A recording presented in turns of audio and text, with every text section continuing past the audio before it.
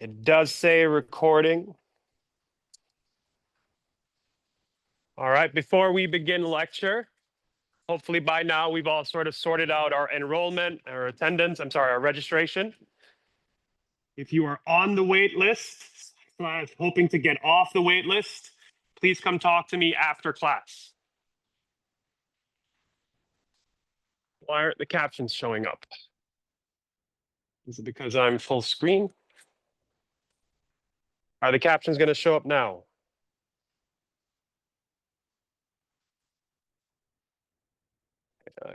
Transcript. No.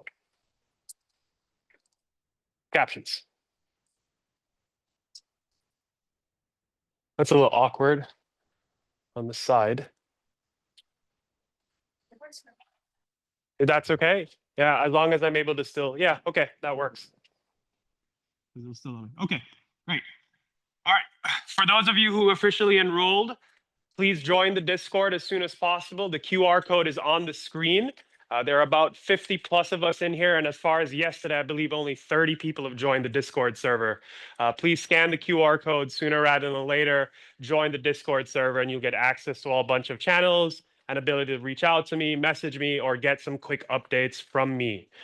Do we have any questions based off of Tuesday's course syllabus overview, or can I jump right into it?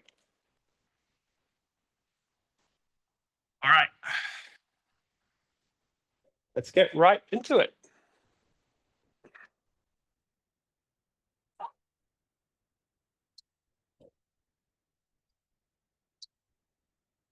Today, we are starting our first real discussion of Chemistry 300 with our very first chapter focused on measurements and matter.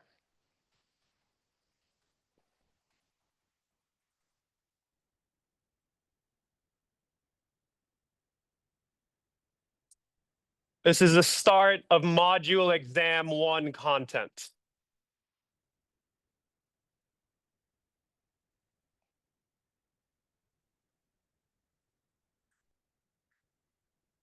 It seems like we're still super visible on the screen. Yeah, okay, it looks great. Okay. When we talk about chemistry, when we talk about the concept of chemistry and matter, one of the first things that we encounter is the concept of states of matter. Now, you've probably heard this before. You've probably encountered this at some point. There are 4 states of matter. Starting, we have solids that have a fixed shape and volume. One of the clear-cut examples of a solid state of matter is, of course, an ice cube. We all should have an understanding physically of what an ice cube looks like, especially if you have the traditional square cube, right, for those ice cube molds. The idea is that a solid has particles tightly packed together.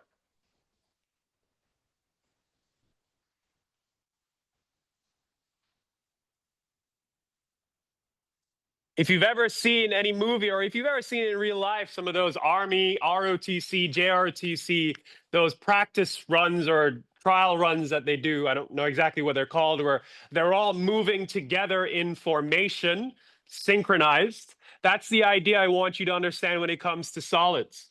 The particles are fixed in place, and as a whole, it moves. For example, when an ice cube is on the surface of the kitchen counter and it slowly slides over, all of the particles are sliding over at once.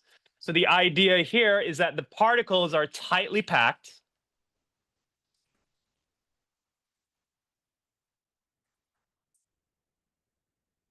Most importantly, they're ordered, aka they're organized.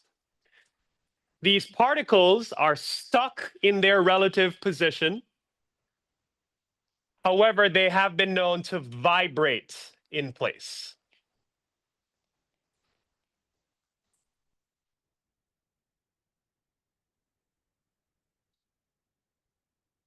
Next up, Liquids.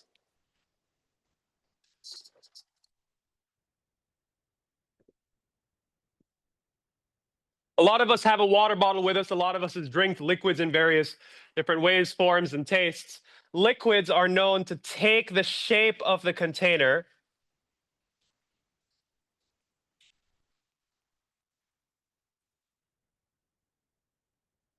and traditionally has a fixed volume. What do I mean by fixed volume? It means that it's measurable. I have an Awala bottle with me. That Awala bottle measures 40 ounces. If I fill up my Awala bottle, I will have 40 ounces of liquid, a fixed volume. Compare that to something like an ice cube. Even if you use some of those mold trays, highly likely each ice cube is imperfect, or rather, they're different from one another.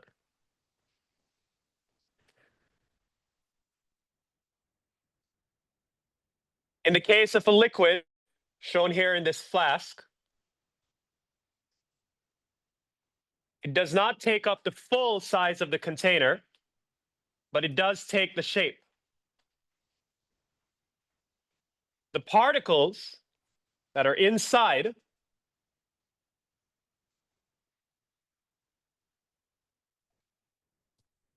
are close and mobile. What does that mean? Well, it means that when you take your bottle of water and you swish it around, the water is moving, the particles are moving with it, waves are being formed, waves are coming crashing. They're not packed and ordered like that JORTC analogy I said. They're mobile. They do have some motion,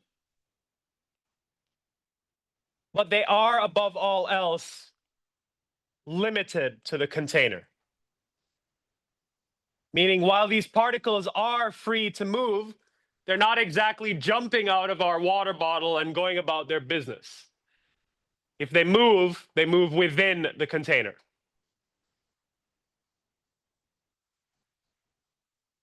Then we have gases. Bear in mind, a gas is sort of hard to draw. So what we're going to do is we're going to draw like a cloud. And for the purposes of this example, I want you to pretend this is a cloud of Febreze spray. In the case of a gas,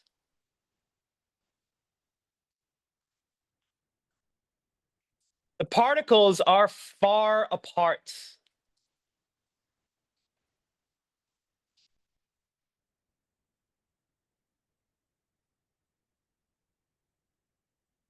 They have high mobility.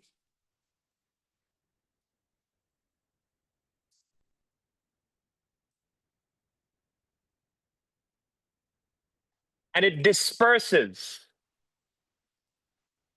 Ideally, it disperses uniformly, but it will disperse across the entire container. Now, that word there, container, of course, just means what's containing the gas. I could, for example, say, I'm going to spray Febreze in this room. The container would be the room. And ideally, the Febreze particles would disperse uniformly across the room. And its particles, incredibly mobile, allow it to spread much faster than if I were to throw water across the room. The idea here, of course, is that as we go from solid to liquid to gas, the particles become more mobile. In solids, they're stuck in place, they're vibrating in place. In liquids, although they have some motion, they're limited to the container. And in gases, well, they're limited, of course, just to the size of the container. In other words, if I were to spreeze a particle, if I were to spreeze Febreze outside in the open air, in theory, it would spread across the entire planet. Of course, that's not realistic, but it disperses. The last state of matter is called plasma. Now, plasma, I would say, has not entered the general lexicon for what is considered states of matter. That's why I've put it here in green. It's like that age-old thing about vowels, A, E, I, O, U, sometimes Y. Plasma is defined as a high energy state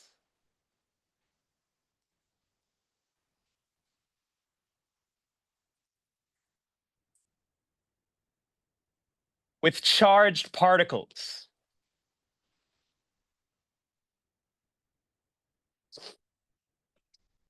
An example of something that can be considered plasma are stars, lightning, things that do not nicely fit into the classic solid, liquid, gas buckets that we have established.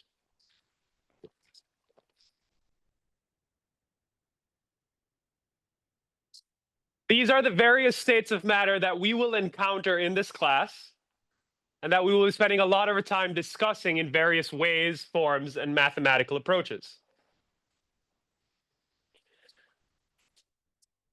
But now we also want to understand, or more accurately, be able to understand, what are the ways that matter can be classified?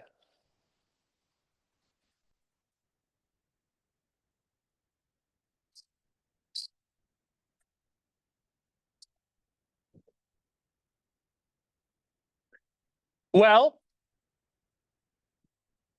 in one category, matter can be described as pure. Pure matter is comprised of elements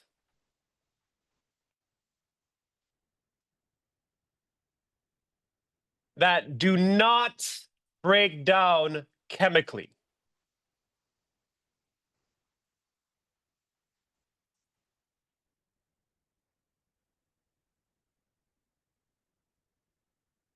You can also have pure compounds, which is a combination of two or more elements.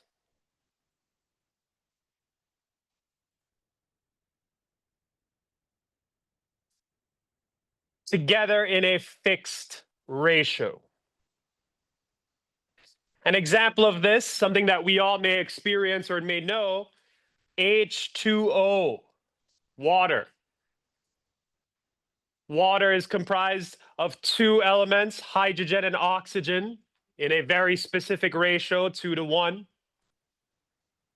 You may also know NaCl, aka table salt, sodium chloride.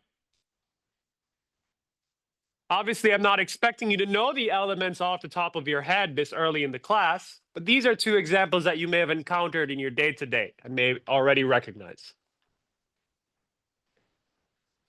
On top of pure matter, we sometimes see mixtures. Mixture is exactly as the term suggests. It's a mix. And this can take two forms. You have homogeneous mixtures,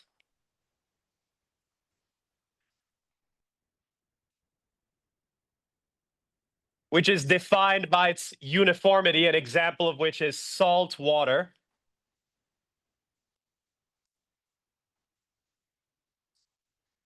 And you can also see heterogeneous mixtures, which are defined by their non-uniformity. An example of this would be lemonade.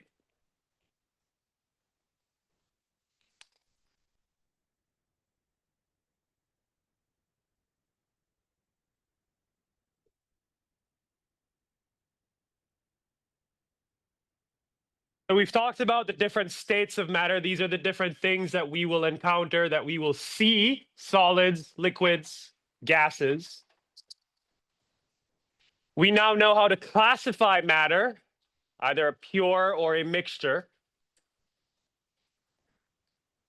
let's talk about the properties of matter.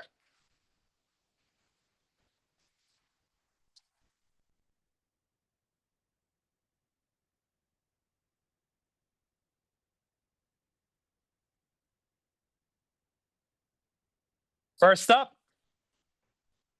physical properties.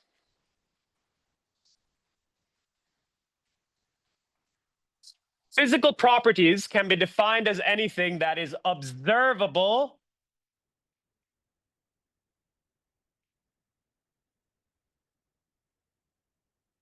without changing composition.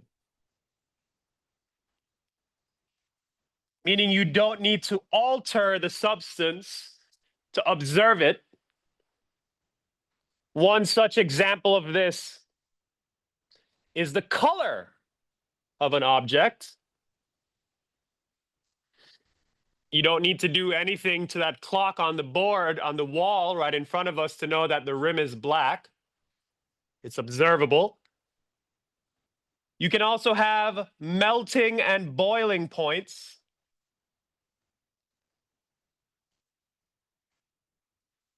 A bottle of water melts at 0 degrees. That ice cube melts at 0 degrees. It boils at, is it 80 Fahrenheit, 100 degrees Celsius, I believe? These are factors, these are physical characteristics that are observable and known without changing the nature of the matter you're looking at. But this, in fact, leads to a further type of classification.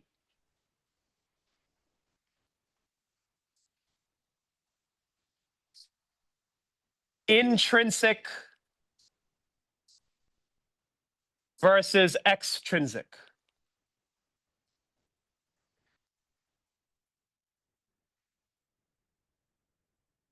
Intrinsic considers physical properties that are independent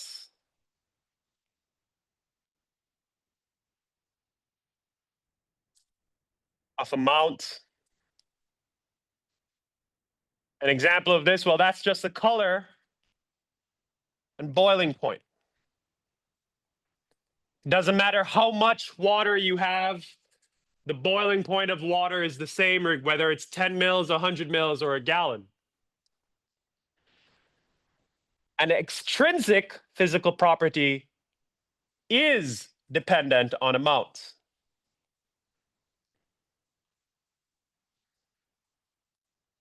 Two such examples of this is mass and volume. I do not weigh the same that I did 6 months ago. I won't weigh the same that I will in 6 months. My weight, my mass, is an example of an extrinsic physical property because it depends on amounts. Some of us have water bottles in front of us. The volume of water in there will change. I'm drinking some water right now. Physical properties that depend on amount.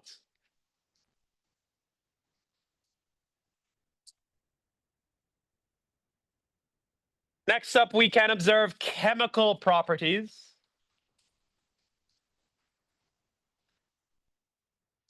This broadly describes behavior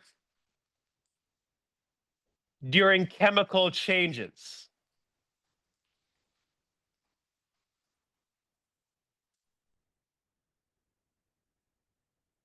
An example of this is flammability and a degree of rusting.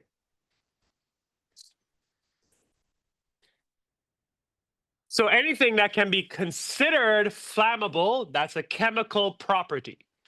But if you were to tell me specifically, I don't know, iron burns blue,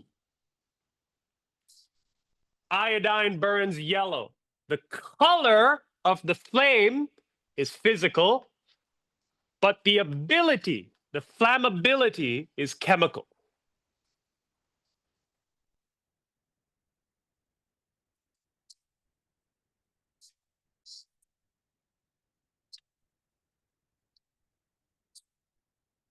That was a lot of context on matter. Do we have any questions before we move on?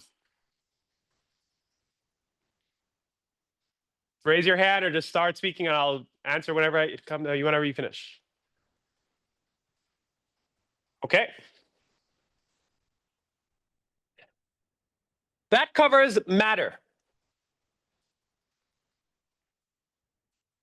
I would now like to talk about measurements and their units.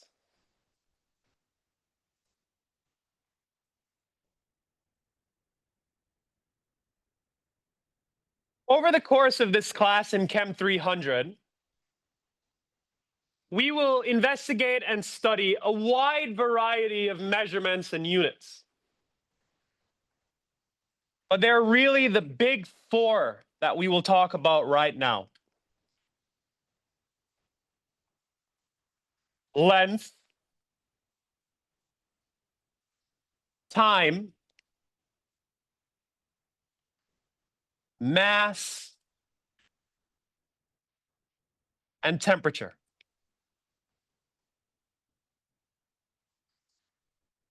These are the four types of measurements that we will encounter in the course of our lab experiments, and these are the most frequent ones we will encounter in lecture.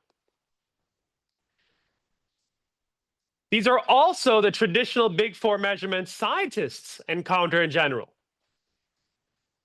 So since this is such a worldwide phenomenon that these big four are encountered, we need to know what are their SI units. The acronym SI, I believe, stands for International Standard. I believe the country of origin, I don't remember which country it came from, but that they put the acronym in the opposite letters. So even though it's the International Standard Unit, it's written as SI units. These are the units that are worldwide recognized as the standard units for scientists to use. Length is in meters. Time is in seconds. Mass is in kilograms. And temperature is in K as in Kelvin. Kelvin is the one you most likely do not recognize of the big four. Yes, technically speaking, you can measure time in minutes, hours, and seconds, but remember, that's the idea of this international standard. It's just the default that everyone uses. So that if you were ever going to another country and their textbook mentions time, pretty much you can guarantee it's measured in seconds, unless specified otherwise.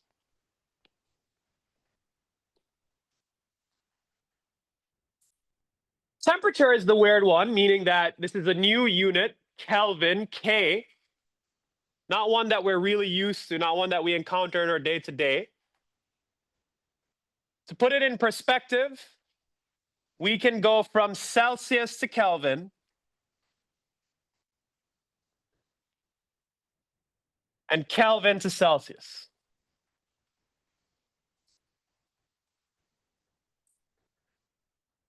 To go from Celsius to Kelvin, you will add the Celsius to 273.15 K. So taking an example of this, 25 degrees Celsius, when converted, is equal to 298.15 Kelvin. It's just the two numbers added together, Celsius added to 273.15. The opposite, of course, Kelvin to Celsius, well, that's just the exact opposite. Instead of adding 273.15, we will subtract 273.15. So for example, if we were to convert 300.15 Kelvin, just a mere 2 Kelvin away from the 298, this would be approximately 27 degrees Celsius. I make a point to distinguish how to convert and calculate Kelvin, because this is actually the only conversion we will see in this entire class that is an addition or a subtraction. Every other conversion we will see involves either multiplication or division. This is the only one that's just a addition or subtraction.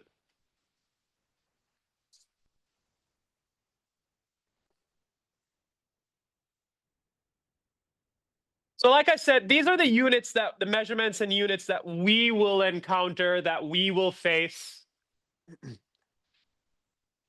They can be described as the simple measurements, the simple units. You can directly measure them. To measure the length of something, you need a ruler, a tape measure. To measure time, you need a stopwatch. To measure mass, you need a scale. To measure temperature, you need a thermometer. These represent quantifiable and easily measurable units. But what can we do with these simple units? Well, we can get derived units.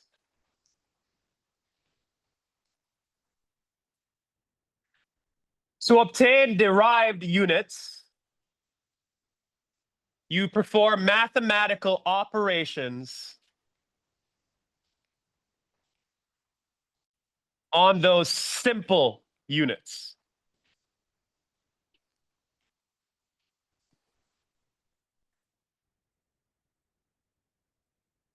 One of the most well-known examples of a derived unit is density. Density is equal to mass divided by volume.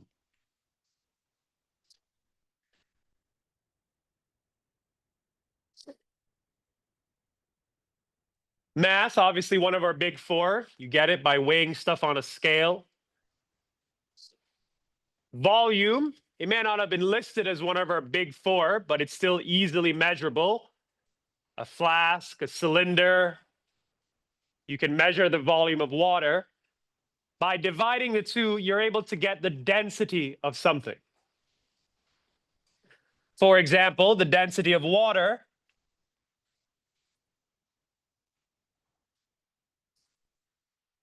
is equal to 1 gram per milliliter.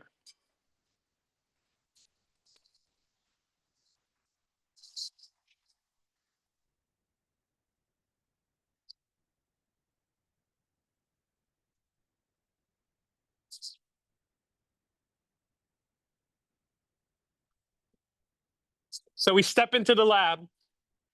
We understand what we're looking at: solids, liquids, gases. We understand how we can observe them physically or chemically. We understand that to measure them, we have length, mass, temperature, time, and we can further use derived units. But what about the actual recordings? What about the actual measurements? Now that you've put your marble or your stone on your scale, what do we do with the number that pops up? What do we do when our stopwatch tells us 30 seconds till Mars?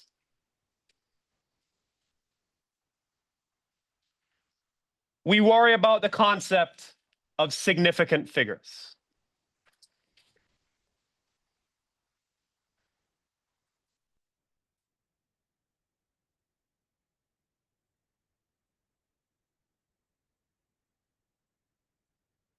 If there's one thing I want you to know about significant figures, is that they are above all else exact. I'll give you an example. Most recently, I went to Best Buy to purchase something for my workstation, my computer. I called ahead and I specifically said, hey, do you guys have blank in stock? If so, how much? Person I spoke to on the phone said, yes, we have it in stock. It's about $50 after tax. Great. I need to go to the ATM anyway, so I figure I'm sorry, I need to go to the bank anyway. Let me just get the cash from the ATM. I get $50 and I decide, all right, let's go. I go to Best Buy, I get the item, I go to the front, the cashier, they ring me up. Guess what happens? The total cost after taxes was $51.20. Now, I don't know what to do. I only carried $50. That's what the guy told me over the phone. I didn't have any reason not to believe him. The guy over the phone did not give me an exact number. He did not give me significant values or significant figures. He estimated. And in such a small incident, it was just $1. I used my card, of course. But that same kind of logic and laziness has very far reaching effects in scientific research.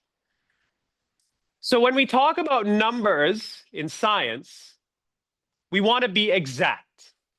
We want to understand, when is it okay to round up? When is it okay to claim something is $50 versus 51? To understand, we have to cover the rules of significant figures.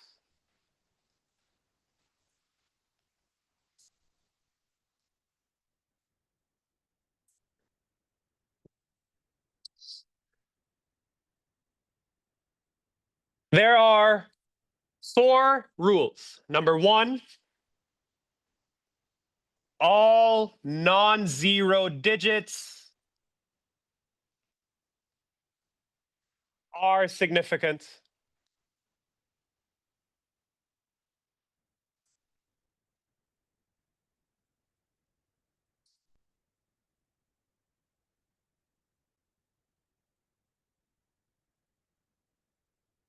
In the number shown here, 1.234, there are 4 significant figures. My shorthand is SF. Every single digit here is significant.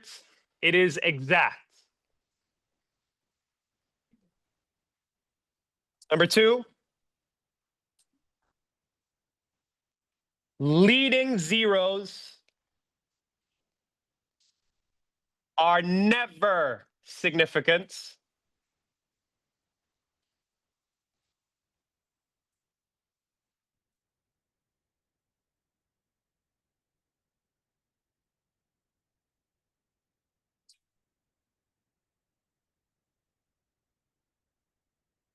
Looking at these numbers right here,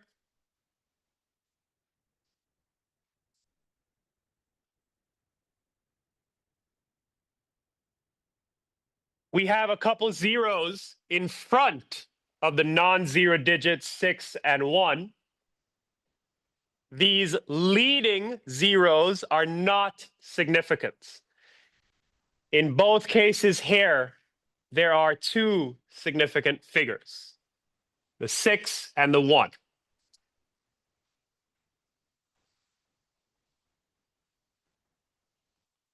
Number 3, captive zeros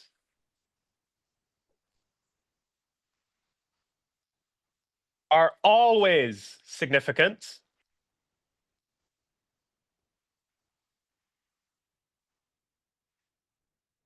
An example of this is 101.1. The term captive is to signify that the zero is held in the middle. It's quite literally held captive by 2 non-zero digits. In this case, this is 4 significant figures in total.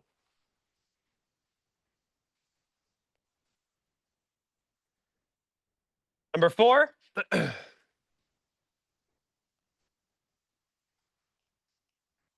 trailing zeros are, there's a colon, there's going to be a couple of dodges. Part 1, trailing zeros are significant if a decimal point is present.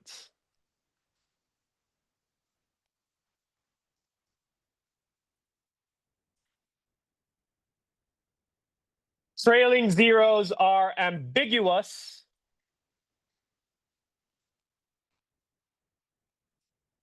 without a decimal point.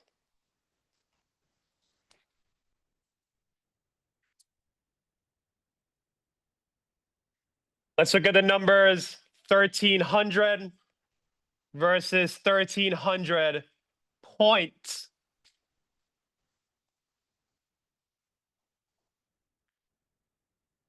The one on the left, 1300 without the decimal points.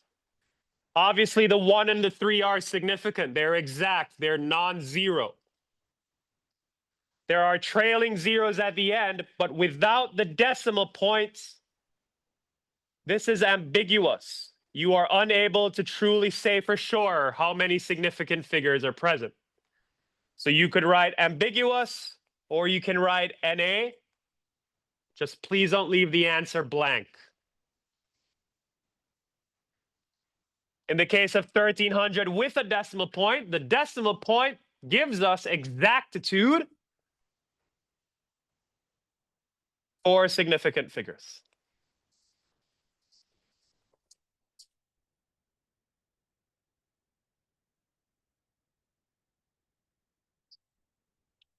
Okay. So now we understand how to go into lab, take a couple measurements, and what to do with the numbers we get, how to read them, how to interpret them, the rules to follow. Now that we have our measurements from those simple units, we're going to manipulate them. We're going to perform mathematical operations. Which leads us into understanding, how does arithmetic work with significant figures?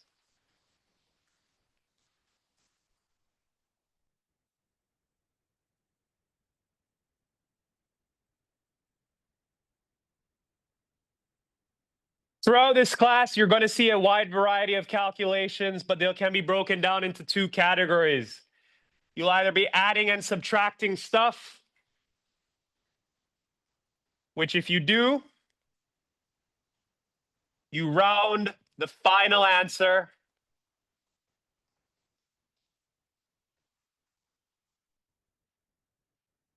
to the least amount of decimal places.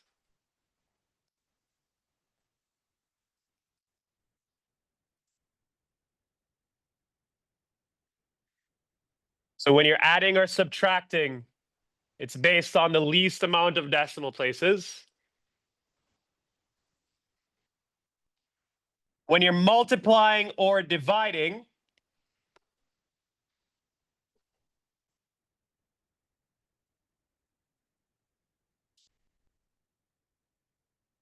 you round to the least amount of significant figures.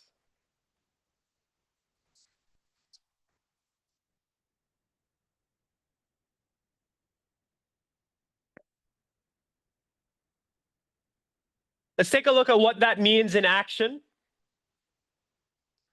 So if I asked you to add the following numbers, 1.0023 to 4.383,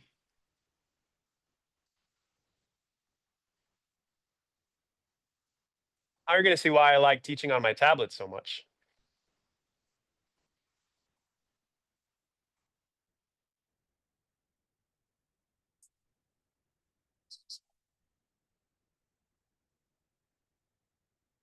Or is this new update finally going to be what?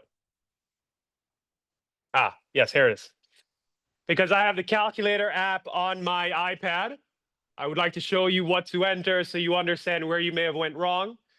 What we're doing is we're adding 1.0023 added to 4.383.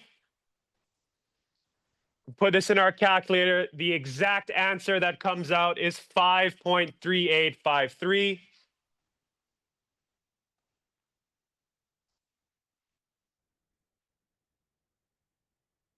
All right, so this is exactly what the calculator tells us it spits out. Now we have to worry about significant figures. We have to look at each number first. We recognize that this is an addition And addition is based on the amount of decimal places. Looking at the looking at the number on the left, we have in total 1, 2, 3, 4 decimal places. Looking at the number on the right, we have 1, 2, 3 decimal places. And in our final answer, what we currently have is 1, 2, 3, 4 decimal places. We want the least. We want to reduce it to the lowest number. We want to reduce it to the 3 decimal places. Pick another color so that it's a little more obvious. Does the gold pop? I don't really like it that much. Purple? Yeah, purple pops. So now we need to reduce this number to 3 decimal places. How we're going to do this is that we're going to count from left to right. For the decimal places, 1, 2, 3. After the 3rd decimal place, we decide if we should round up or round down. After the 3rd decimal place is a 3. This tells us that we're rounding down. Our final answer is 5.385.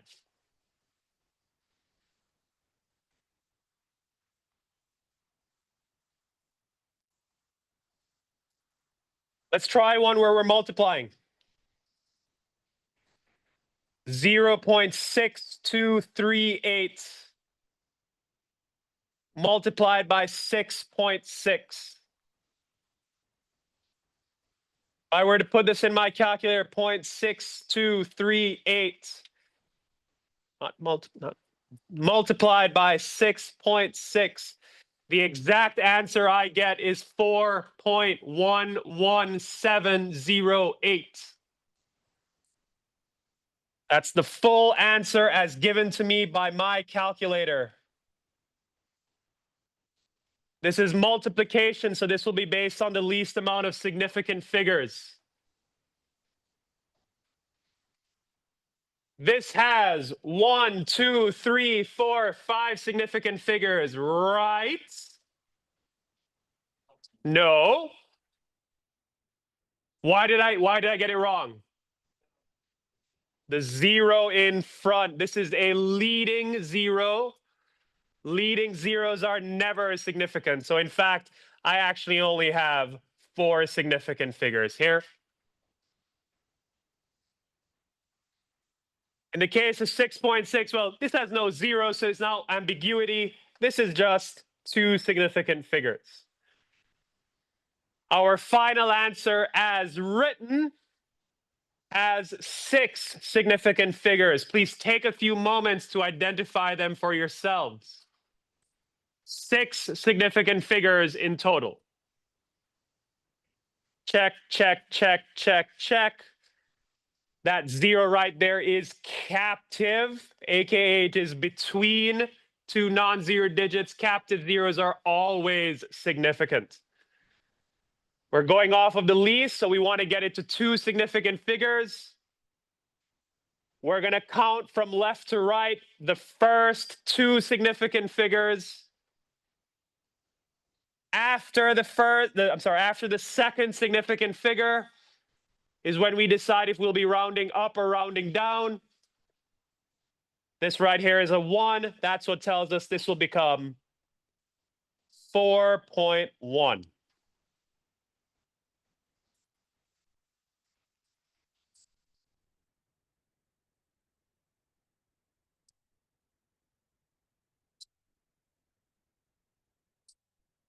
There will be times, however, that you will be asked to do stuff in scientific notation.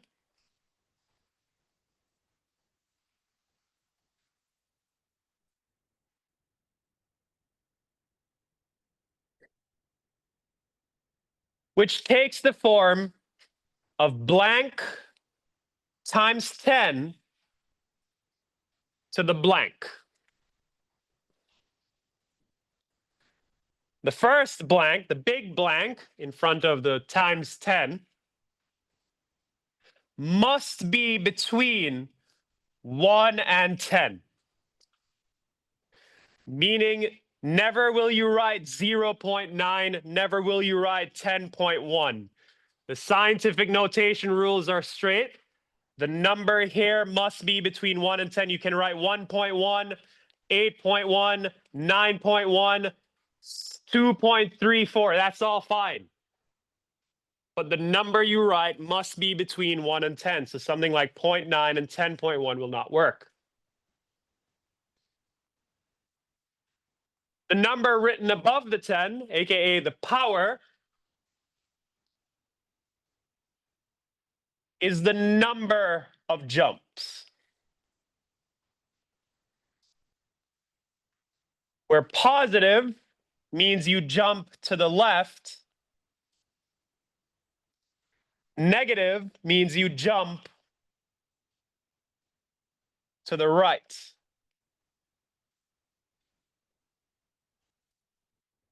What does this mean in actuality? What does it mean if I were to ask you, write this number in scientific notation? Well, let's take an example.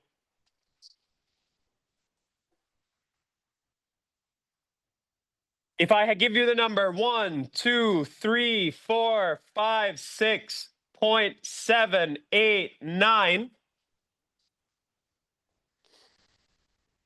and I tell you, please write this in proper scientific notation, we know for a fact it has to be times 10 to the something. We know there'll be something in front of the 10. We know there'll be something after the 10 to the power. We want this number in front to be between 1 and 10. So we're going to jump the decimal place. If we jump to the right, that actually does not lead us to a reasonable answer. Why? Because it just gets bigger. We don't want it to get bigger. We want it to get smaller. So we're actually going to jump to the left. Is one jump enough? Well, not yet. Previously it was at 123,000. If we jump once, it's at 12,000. If we jump second, it'll become at 1,200. 123, 12.3, 1.2. That meets our expectation. 1.2 is definitely between 1 and 10.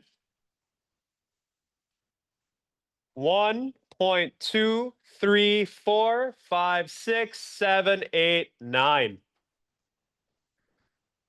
How many times did we jump? 1, 2, 3, 4, 5. So it'll be to the 5. Which direction did we jump? We jumped to the left. So the number will be positive. You do not need to specifically write the positive side. If left blank, meaning if left as is, it's implied to be positive. What about the other direction? What if I give you something like 0.00001234?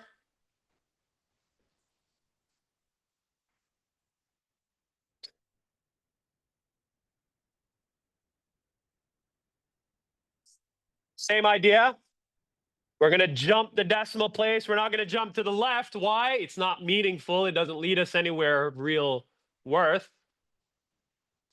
We jump to the right. 1, 2, 3, 4, 5, 6, right? No. What happens if I jump 6 times? That becomes 12.3. That's too big. So I've jumped one far too many. 1, 2, 3, 4, 5. Okay. 1.234 times 10 to the 5, and I'm done, right? No. What do I need to do? I need to remember, since I jumped to the right, that number needs to be negative.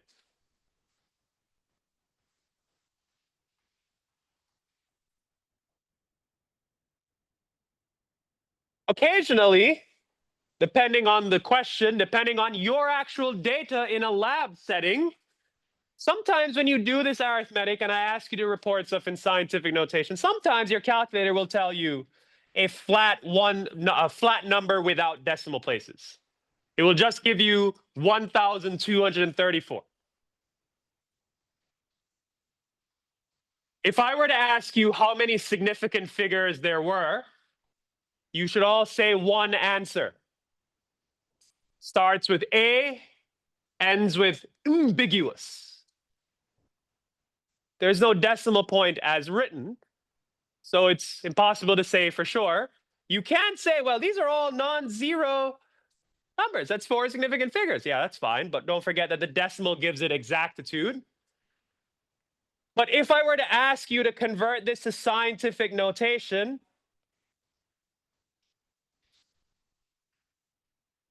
you are allowed, or expected rather, to pretend there is a decimal point at the end, and you would then jump it as normal. 1.234 times 10 to the 3.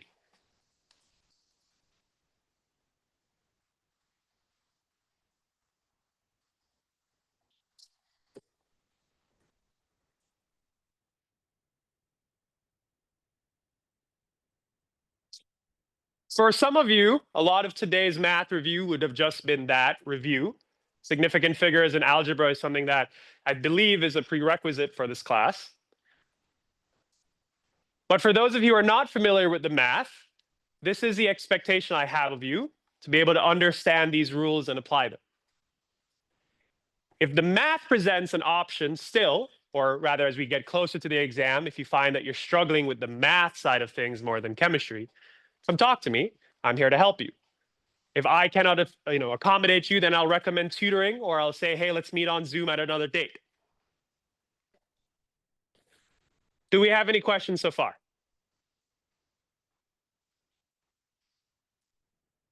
Okay. Now, each person should have a handout in front of them. It's a back and front handout. Is there anyone who does not have a copy of the handout? Raise your hands. I'll walk around and pass them out right now. Hands up so I can see them.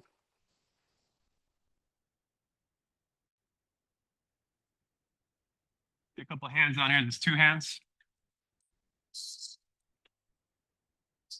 Take one and pass it. Oh, third. Number 3. All right, I see 2 more hands. This is for you. You're just passing it. No. I'll take it back from you, don't worry.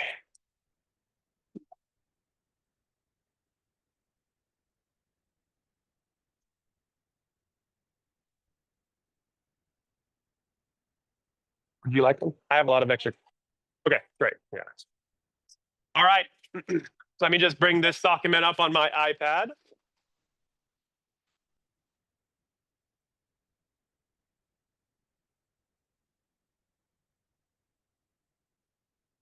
This document I'm literally about to do it.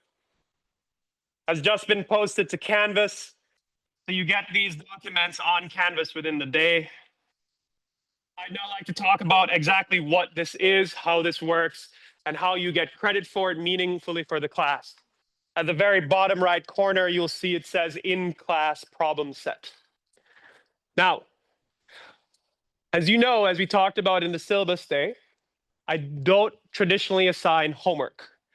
I don't personally believe that homework is as effective at getting some of the course content across to you in the way I want. So what I do are these in-class activities. Today is a very good example. We spent the first 30 to 45 minutes content. I taught you everything I needed to know, you needed to know. And for the rest of our time today, we are going to go through select questions from this worksheet. Now, there are a lot of questions on this. Yes, it is only 2 pages, but it's a lot of questions. We're not going to go through the whole thing. Instead, 3 things will happen. Number 1, I will go through specific questions. I like to call this a professor-guided walkthrough. You hear my thought process. You hear how to understand how am I supposed to read this question, attempt this question, answer this question. Number 2, I will assign you questions to do in class. These are not to be submitted anywhere, but you must check with me that your answers are good. If we go through it, that'll be fine. And then number 3, I will assign questions to you as extra credits. Here's the thing about extra credit. The extra credit applies to your exams. This is not the only problem set we're going to do in this class. Every problem set, I will assign extra credit. When it comes time to your exam,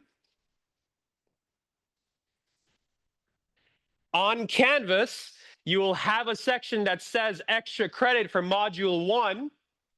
You will submit all of the extra credit that we covered in our problem sets.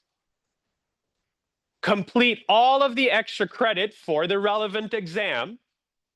You get 5 points added to your exam score. You do not complete them all, no extra credit. Here, I've already posted the extra credit assignment for module 1. You see it says right here, overview. Throughout the semester, we conduct workshops and in-class problem sets. These materials serve as comprehensive question banks covering various topics. And I use these worksheets when I make my exams. These are my question banks. These questions, these problem sets are your best practice for my exams. I'll, of course, provide you with practice exams.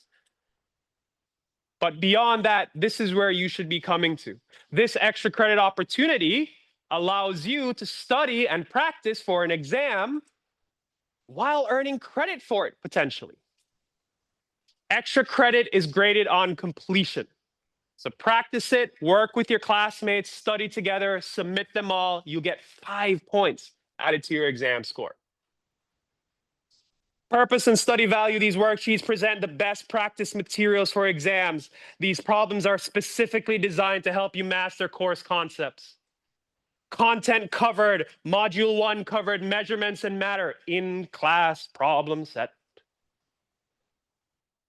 In-class structure during a selection lab, only a subset will be assigned. Some will be professor guided. Remaining questions or a subset of will be extra credit. So if you have any questions, just refer to this assignment details. If it's still confusing, reach out to me. I'm happy to help out wherever I can. Remember, I told you I'm an adjunct, so I don't have an office on campus. If you're struggling with the worksheet, if you're struggling with the questions, hit me up on Discord. I can schedule a Zoom call pretty quickly, or I'll help you out as soon as possible. Here it is. Just to make sure you understand, submissions are graded based on completion, not accuracy. And extra credit questions are determined during lecture and lab. So here I'm going to tell you right now, this moment, the extra credit questions, you're going to need to write this down because I'm not writing it down anywhere else. The extra credit questions for this worksheet will be problem 6,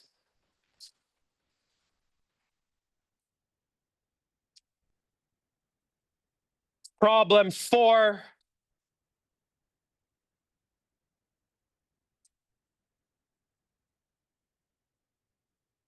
and let's say problem 3, these rows G to L. So they're in purple on the screen. So again, I'll say the extra credit for this worksheet is problem 6, problem 4, and the select purple highlights in problem 3. The extra credit for exam 1 is due the night before exam 1. So you don't need to complete this and submit this today. You can start working on it. Happy to help out wherever I can, but it's not due until the night before exam 1.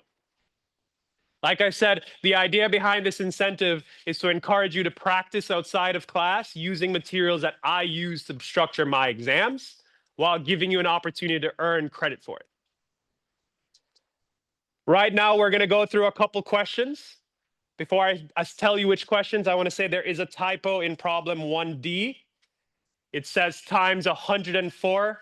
That should be 10 to the 4. That 4 should be superscript. It should not be times 104. It should be times 10 to the 4. Please correct that on your end. Okay. 1D as in dog. Yeah, right up here. Yeah. All right. Now we're going to go through a couple questions from each problem together. That way we have a good idea of how to answer these. The first problem says, identify the number of significant figures in each of the measurements below. So I'll tell you which ones I'm going to do. I'm going to highlight them yellow. I'm going to do C, E, J, and K. All right. Identify the number of significant figures in each measurement below, starting with the letter C. 4, 5, okay. Trailing zeros, okay, but I'm missing something. What am I missing for them to be significant? Decimal point. So what is the answer to this one? Ambiguous or NA.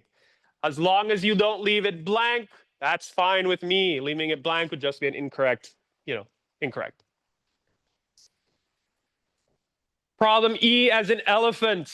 Looking at the number, we have here a couple leading zeros. Leading zeros are never significant. The 3 is significant. Great. We have a couple of trailing zeros. Are these trailing zeros significant? Yes. Why? There is a decimal point. So we have in total 1, 2, 3. 3 significant figures.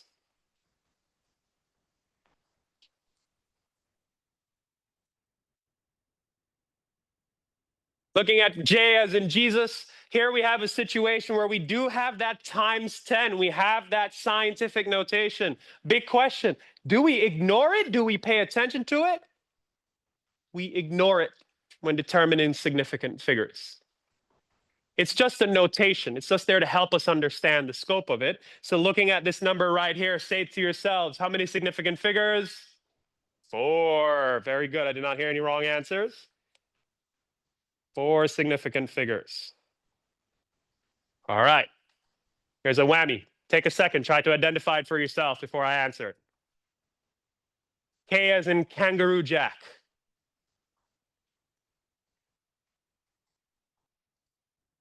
You got some leading zeros and trailing zeros.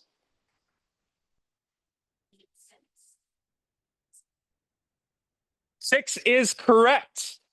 If you got 6, you'd recognize that the leading zeros are not significant. They're never significant.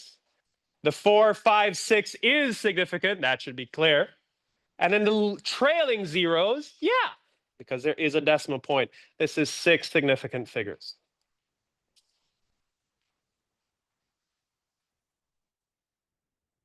Any questions on anything from problem 1? Okay.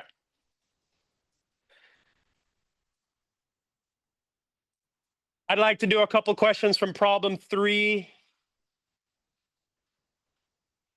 I'd like to do D, E, and C. Okay.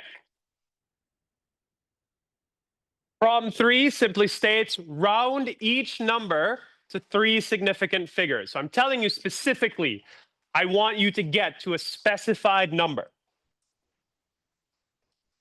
3 significant figures. Looking at C as in cat, very first thing we do is we try to understand how many significant figures there are to begin with. We're pretty good at this at point. 1, 2, 3, 4, 5, 6. How do we do this? We're going to count from left to right the first 3 significant figures. 1, 2, 3. After the third significant figure, it tells us if we should round up or round down. After the third is 4. Do we round up or round down if it's 4? Down. So this becomes 0.0723. And that's 3 significant figures. Let's do D as in dog.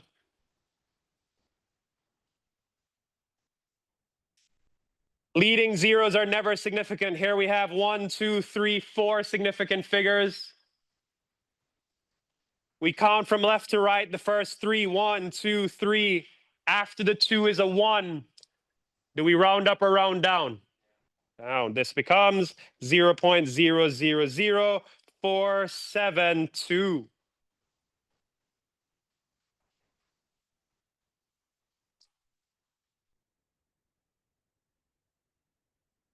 E as in elephant. 1, 2, 3, 4, 5, 6, right? Those are the only significant figures I have. The 6 of them, right? Right? No. Technically, I have number 7 as well. The 0 is at the end. There is a decimal point, so it is significant. Doesn't really affect our approach, though. I just wanted to be sure that you were paying attention. We count from left to right, the first 3, 1, 2, 3. After the third decides if we round up or round down. This is a round up. This becomes 15.4.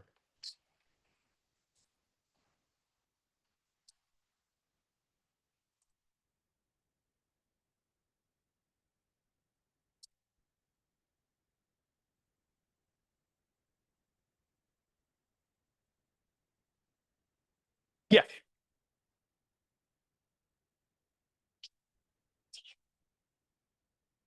$3D? Yes. Okay. Meaning she no longer needs a question, or? Okay. Okay. Great. Yeah. No worries. I'd like to purposely do B because I recognize that this is a good question after the fact. B as in boy. All right. B as in boy. We do not. All right. So let me ask you a question. Do you guys think these are captive zeros right here? Captive zeros? Yeah. Yeah, they are, even though each one is not individually between non-zero, they are in the middle of non-zero digits. So they are, by all intents and purposes, captive. So we have 1, 2, 3, 4, 5 significant figures. What do? We count from left to right. 1, 2, 3. After the third, it decides if we should round up or round down. This becomes 4,700. Is this answer correct? Why isn't it correct? Because it's 4 significant figures. The question specifically asks for 3. But what do? We did everything right. We counted, we looked, we rounded. By all intents and purposes, everything should be fine. But it's not. We're at 4. We need to get to 3. So based on everything we've covered today, what do you think we can do? I'll get to you in a second. As a student, to get it to 3. Do you have an answer? Scientific notation. You see that decimal that was there in the beginning? It's still there at the end. And guess what we know? We know we can jump it. So tell you what, we're going to jump it to get to 3 significant figures. 1, 2, 3. This becomes 4.7 times 10 to the 3. I dropped the zeros. Was that to my benefit or to my dismay? How many significant figures do we have now? 2, so we're still not good. That's okay, though. I'll just put a 0.